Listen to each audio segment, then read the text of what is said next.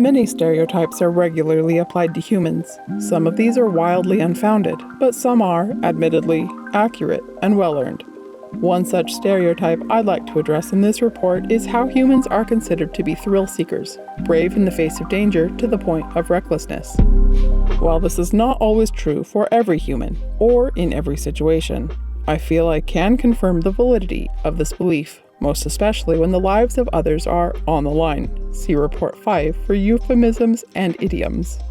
There are many examples I could give to back up my stance, many of which I will address in future reports. But as for this entry, I would like to present my findings on an enthusiastic community of humans who call themselves storm chasers.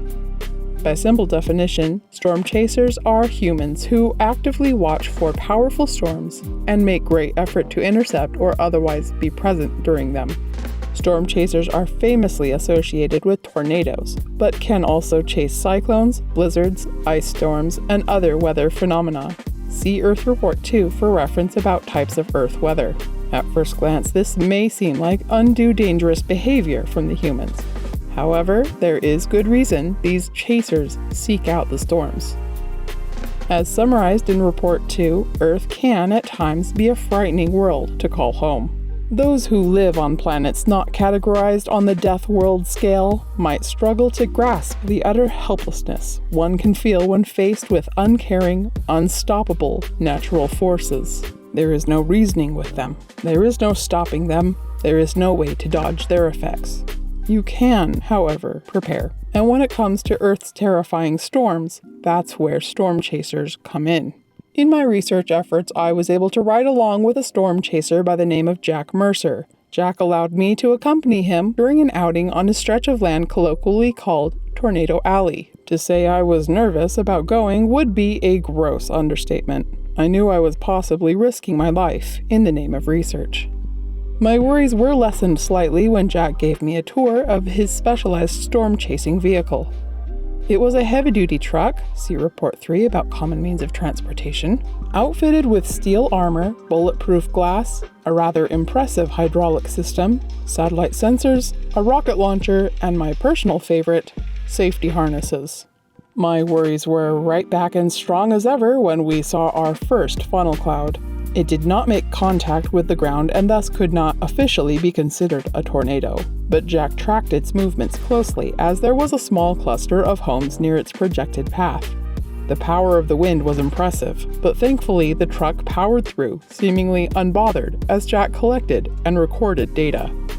The next funnel did touch down, and all my worries from before seemed very justified. It was truly stunning and terrifying how much devastation the tornado was capable of. Trees were torn up from the roots, buildings were ripped apart, debris of all shapes and sizes was spun around and launched out of sight. All by the wind. Wind like I had never seen before and would not believe possible on a habitable planet if I had not seen it with my own eyes. Jack assured me that the area had, thankfully, been previously evacuated. Why humans would choose to live where these conditions are common is something I suppose is my job to find out. When it was clear we would intercept the tornado's path, Jack lowered the truck as far as it would go and deployed hydraulic spikes to anchor us to the ground. He was able to deploy instrument pods to collect data from within the vortex with us still safely in the truck. Before I knew it, but at the same time, also what felt like an eternity, the tornado passed, shrunk, and dissipated. We survived. At this point, the question many may wonder is why? Chasers have been killed by the very storms they pursue. Why would Jack and so many other humans put themselves in such a dangerous situation?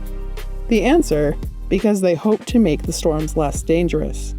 As I stated before, natural forces such as these cannot be stopped, but they can be prepared for. The data Jack and other storm chasers collect is vital for accurate weather forecasting and warnings. Because of the work of storm chasers in the past, meteorologists can better predict the dangerous conditions and evacuations are made beforehand. Lives are saved. What was surprising for me to learn later was that Jack is not a professional. Few storm chasers are. They do not get paid to risk their lives for retrieving this vital storm information. There are a scarce few that can make a career out of storm chasing through recordings, tourism, or academia, but the vast majority of them chase storms as a hobby. A hobby! Most humans have hobbies like sports, art, music, blowing things up, or puzzles, but chasing the deadly elements of their homeworld? Again, why? Answering that question is, in part, why I am compiling this report. Humans are wildly varied and full of surprises. It is good that they have a few who seek the thrill of hunting the dangerous. Their bravery while facing down the unforgiving forces of their homeworld and of worlds beyond saves lives. Oh, hi. Thanks for watching, gorgeous.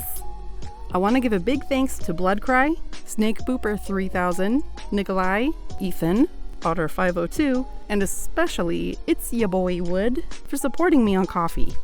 Thank you so much, and may your pairs of socks never be separated from their mates.